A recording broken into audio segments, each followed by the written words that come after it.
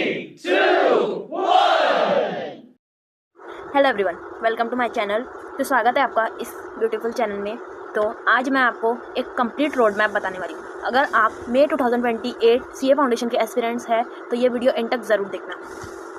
अगर तुम अभी 10th पास करके आए हो और 11th में कॉमर्स में जा रहे हो और टारगेट है सीए फाउंडेशन मई 2028, तो ये वीडियो एंड तक ज़रूर देखो और बिल्कुल भी स्किप मत करना, वरना तुम्हारा बहुत लॉस हो सकता है।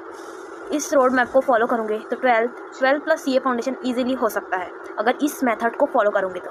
अब चलिए मैं आपको मेन चीज़ बताती हूँ। मैंने इसके लिए 7 स्टेप्स रखे हैं। अगर आपने वो 7 स्टेप्स समझ लिए, समझो आपका सीए फाउंडेशन फर्स्ट अटेम्प्ट में तो निकल ही जाएगा, क्योंकि सीए फाउंडेशन बहुत ईजी है, 11-12 के बेस पर ही है। तो स्टेप 1 11th स्टैंडर्ड। अब 11th स्टैंडर्ड तो अभी स्टार्ट हो ही गया है, अभी सबके कॉलेजेस भी स्टार्ट हो गए होंगे ऑलमोस्ट। तो स्टेप 1 सबसे पहले फोकस सिर्फ 11th पे रखो। अब वैकेशंस तो कुछ लोगों ने वेस्ट कर दिए होंगे, या फिर मेरे जैसे भी कुछ बच्चे होंगे जिन्होंने थोड़ा लेट स्टार्ट किए होंगे, पर ऑलमोस्ट 50% तो सिलेबस हो ही गया होगा। मेरा टारगेट है कि मिड अक्टूबर तक मेरा 11th का सारा सिलेबस कंप्लीट हो जाना चाहिए, और वो मेरी तैयारी चल भी रही है। तो मैं सोच रही हूँ कि मेरे साथ आप भी उसकी प्रिपरेशन चालू कर दो।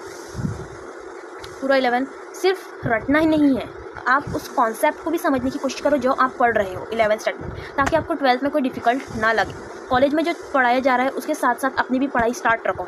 कॉलेज पीछे चल रहा है तो कॉलेज वालों के पीछे मत चलो, अपना कुछ तैयार करो और अपना सिलेबस कंप्लीट करने की कोशिश करो मिड अक्टूबर तक।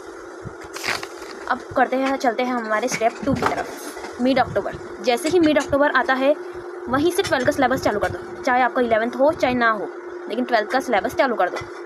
धीरे धीरे ही कंप्लीट करो, क्योंकि 12th है, बोर्ड्स है, तो कॉन्सेप्ट क्लियर होना चाहिए, तभी तो आप बोर्ड्स में इजीली लिख पाओगे ना। और अब आते हैं हम स्टेप 3 पे, मई 2027।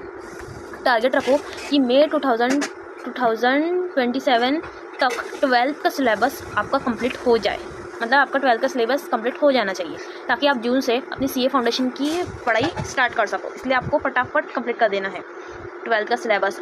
इसके बाद फाउंडेशन के सब्जेक्ट स्टार्ट करो, रोज़ कंसिस्टेंसी रखो, थोड़ा ज़्यादा फोकस लॉ पे रखो। अब आते हैं हम स्टेप 4 की तरफ। तो जून से दिसंबर मतलब सीए फाउंडेशन की पढ़ाई। आपको जून से दिसंबर के बीच सीए फाउंडेशन की पढ़ाई स्टार्ट करना है। जून से फाउंडेशन और 12th दोनों पैरेलल रहेगा, मतलब आपको दोनों की पढ़ाई रखनी चाहिए, क्योंकि 12th की भी आपको रिवीजन चालू ही रखना पड़ेगा। अगर आप भूल गए तो फिर कैसा होगा, इसीलिए 12th की पढ़ाई साथ में करो और सीए फाउंडेशन, मतलब ये कॉम्बिनेशन रहेगा दोनों का। रोज़ फाउंडेशन को टाइम दो, साथ ही 12th की रिवीजन भी चालू रखो। अब आप बात करते हैं स्टेप 5 जनवरी 2028। 1 जनवरी 2028 तक आपका टारगेट होना चाहिए कि 12 ऑलमोस्ट सारा रिवीजन कंप्लीट हो चुका होगा हमारा। उसके बाद फिर बोर्ड पे फोकस रखो, क्योंकि अभी तो आपके फाउंडेशन के एग्ज़ाम नहीं है, अभी सबसे पहले आपका बोर्ड्स आने वाले हैं 12th के, तो आप उस पर ज़्यादा फोकस करो।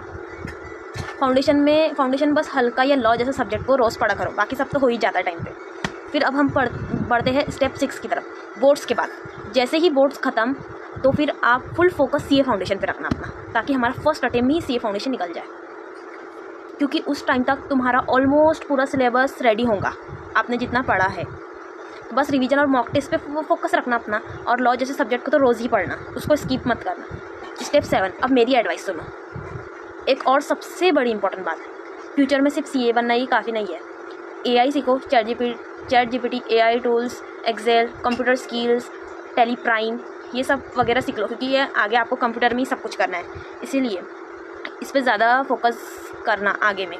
इन सब की नॉलेज फ्यूचर में बहुत काम आने वाली है, इसीलिए ये सब चीज़ों को मत भूलना।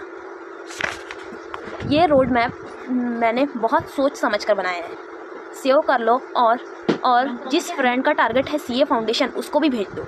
अगर ऐसे ही रोड मैप आपको चाहिए तो मेरे को सब्सक्राइब करना मत भूलना, और ऐसे ही रोड मैप के लिए मुझे कमेंट करो आगे आपको किस टाइप का रोड मैप चाहिए। Thank you.